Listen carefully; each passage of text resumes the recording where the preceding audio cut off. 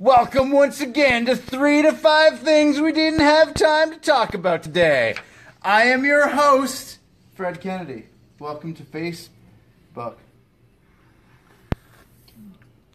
Alright, Internet, let's get down to brass tacks. You know this lovely gentleman in? Get a good shot of that guy.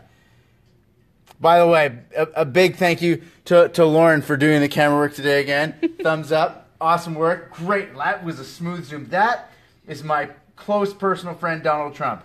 We are neither close nor personal nor friends. But the reason I'm looking at him is because in Calgary last week, an escape room opened up that was themed after Donald Trump. And the idea is to escape from Trump's tower.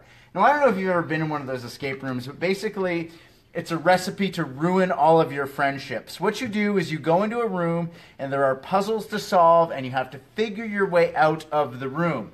And one just opened up in Oshawa that is Harry Potter themed. So get in on that. Look at that, Harry Potter. Now, clearly, Potter fans are just going to go there. It doesn't even have to be really good. They're just going to go and try and use all their knowledge of the Harry Potter universe in order to get it. And that's the thing that I'm curious about. Whether you need to be a hardcore Harry Potter fan to actually escape from the Harry Potter-themed escape room in Oshawa, or whether it's just a marketing gimmick designed to get you in the door. Because what if you don't know anything about Harry Potter? They're basically saying you're dumb and you can't get out of the room.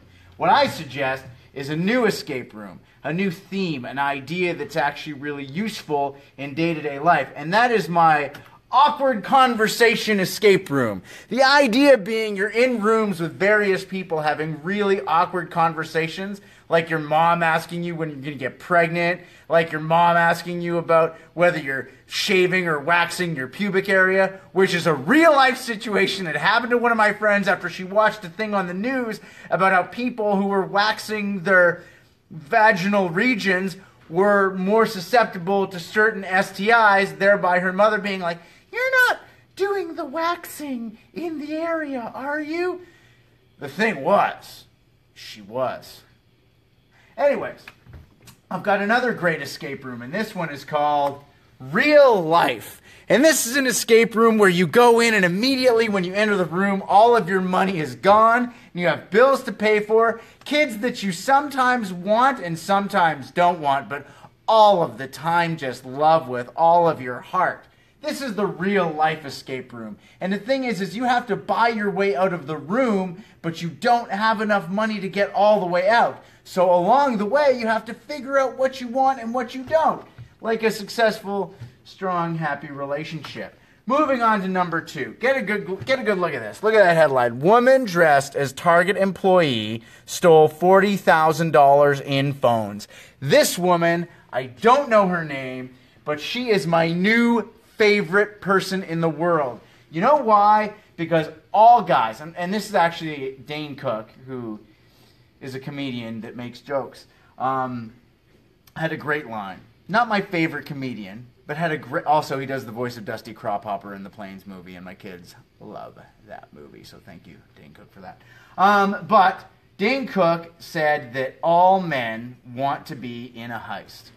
We all want to be in a heist, and it's true. Which is why we love heist movies. By the way, this is a still shot from one of the greatest heist movies of all time called Killing Zoe, starring Eric Stoltz and a bunch of other people. And it is one of the coolest heist movies you're ever going to see. But yes, all guys want to be part of a heist. And the thing that guys like to do is they like to sit around and they like to come up with like a fake little plan of, what if I had to be in a heist? What would I do? What would my role be? I know what my role would be because I literally have no skills. Like, I have no skills to do anything in life. The reason I'm on the radio is because I don't have any ability to do anything.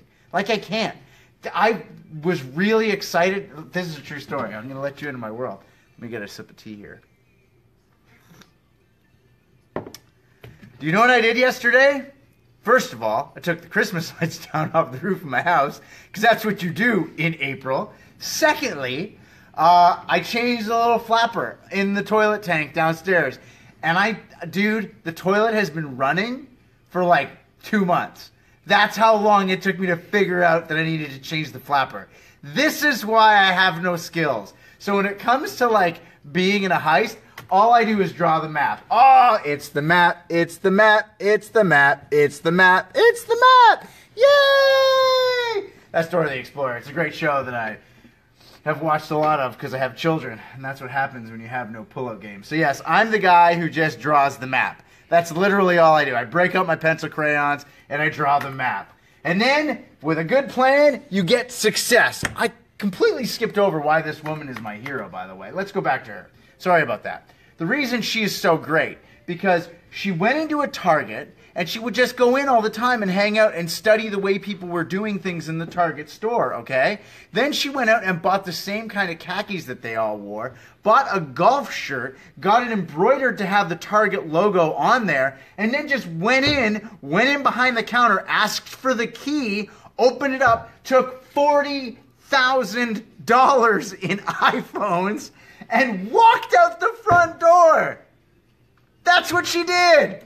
So the key is, if you have a plan, you will be successful. Hence the use of Success Kid. Oh, it's Alicia Vikander. I wrote her name down because I kept calling her Alice Vikander. She is going to be playing the new Lara Croft in the new Tomb Raider movie. She was also in, what was that movie with, she's the robot, AI, not AI, that's the goofy one with Haley Joel Osment. But she's Ex Machina, something like that. Yeah, maybe that's what it was. I don't remember. But yeah, she plays a robot. It's really good. Yada, yada, yada. And now, of course, they're making a new Tomb Raider movie. And this one is going to be, and I quote, this is from the article, female empowering, as opposed to the last Tomb Raider movies, which have all been misogynistic and such.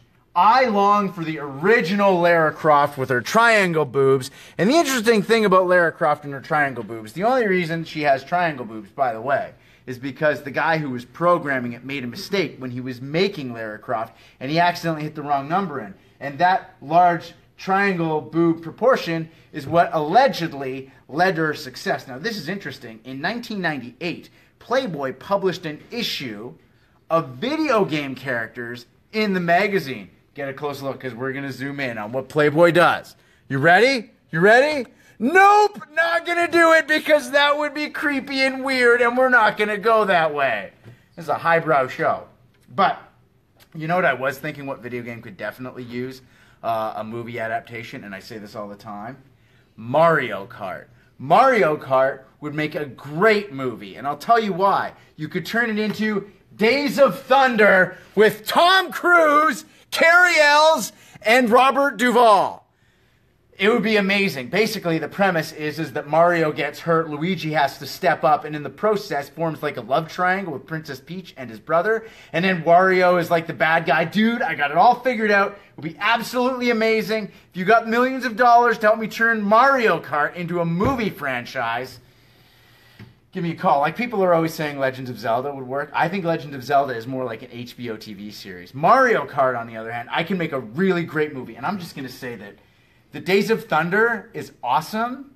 It's amazing. I had Days of Thunder sunglasses from Harvey's when I was a little kid. I don't like auto racing at all. I just think that Days of Thunder is a really great underdog story. And I'm sorry, these are the things that I'm into in life. Oh, here we go. This is Black Insomnia coffee. This coffee allegedly contains 300 times the caffeine that regular coffee does.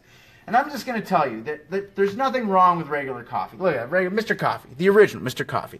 Making a nice cup of dripped coffee. There you go. It's good. You're having a good life. That's really all you need is just a classic cup of coffee.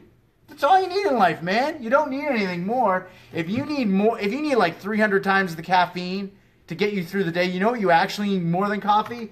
You just need to get yourself some sleep, buddy. That's what you need to do. Have a nap. Don't give yourself a heart attack. Have a good old-fashioned nap. And if naps aren't cutting it out, just switch to old-fashioned cocaine. Just joking. Don't do that. I realized after I said that and put the picture in, if I don't disclaim that by saying I'm being facetious and that you shouldn't do it, I could possibly get fired. Cocaine is a hell of a drug, and it will kill you. But in the process, maybe they'll make a really cool series on Netflix about you if you become like a real successful drug dealer, like Pablo Escobar, who tried to declare war on Germany. Great show. Anyways, watch it. So listen, okay, I'm gonna get serious here. I'm gonna get a little bit serious because I'm getting really pissed off by seeing headlines like this. Measles in Canada, health notice issued for passengers on 7 WestJet flights, okay? So that's just in Canada. 7 flights. That means that every single person on those flights could have contracted measles. This right here, deadly measles outbreak spreads in Europe as vaccinations fall. Look at that kid. Get a look at that kid. That is uncomfortable to look at. It is uncomfortable to look at. And the reason things like this are happening is because people aren't vaccinating their kids because they read a stupid article on the internet written by a stupid person with an agenda who's been discredited by a university saying that vaccinations are bad. Guess what? I know that Jenny McCarthy was a Playboy centerfold, but that's not the same as 10,000 hours of medical school. Just saying, and this is the dumb thing, is you say you read one dumb article on the internet, and you know what they say? The retort is, actually, I've read several articles on the internet. Oh, you've read several. Like hundreds of thousands? Like you've read hundreds of thousands? Because I can give you a list of hundreds of thousands of doctors that are going to tell you you're an idiot for doing that. Look at this right here. This is iron lungs. This is what they used to do in the era before vaccinations. Before we had wiped out countless preventable diseases, you would have countless people in these hospitals, in these wards, locked away. Talked about this with my neighbor, Fred. I live next to a dude who was the first guy to live on my street. Moved in back in the early 60s. He's in his 80s. And we were talking to him about measles over the weekend. And he said he had measles when he was a kid. This was the pre-vaccination era. He said he had measles and he was raised by a single mother. And so his mother had to abandon him. Not like abandon him and never come back, but just leave the house for like 2 weeks with enough food for him to survive. Because she couldn't get measles because she had to work to feed him. So he was stuck in his house for weeks by himself until he got over the measles. And he said, that's just the way it was. That's just the way it was. Sometimes your friend, you wouldn't see them for a month. Why? Oh, they're sick because of this. Oh, they're sick because of that. Oh, this person's parents. They need you to stay at our house because his parents are sick. And then when vaccinations came out, they were like jumping in the street because they didn't have to do things like this anymore. This is the problem. Like, we've gotten to this point in society where we're just so stupid and idiotic that we think we're smarter than doctors. We need to question everything. You should question everything, except when you're questioning people that are clearly smarter than you. Well, you know, people live for thousands of years without vaccinations. Yeah, that was called the Middle Ages, when people died at the ripe old age of 32 years old, and they were grandparents in their 20s. They also smelled like feces and had like no teeth. It was a disgusting time. If you want to see diseases make a big comeback, you should really stop vaccinating your children. And I'm saying that you shouldn't, because we need umbrella coverage. It's the umbrella coverage that vaccinations create that keep us all safe and sound. So I don't want my kids getting sick because you're too much of a dumbass to vaccinate your children, all right? If you don't vaccinate your kids, they shouldn't be allowed in public schools. If I was running for politics, that'd be the first thing I'd say. There's countries all across Europe that do that. Oh, you didn't vaccinate your kids? Guess what? You're a danger to public health. If I can't give my kid a peanut butter and friggin' jam sandwich at school, why the hell do you get to let your kid, who doesn't have immunities built up to preventable diseases, go to the school? You shouldn't be allowed. Your kid is worse than a peanut. I should just stop there. Worse than a peanut? I'm not going to top that. That's it. I'm done. Oh, that was a good one. That was good. How long was that one? I don't know. It doesn't have a timer on it.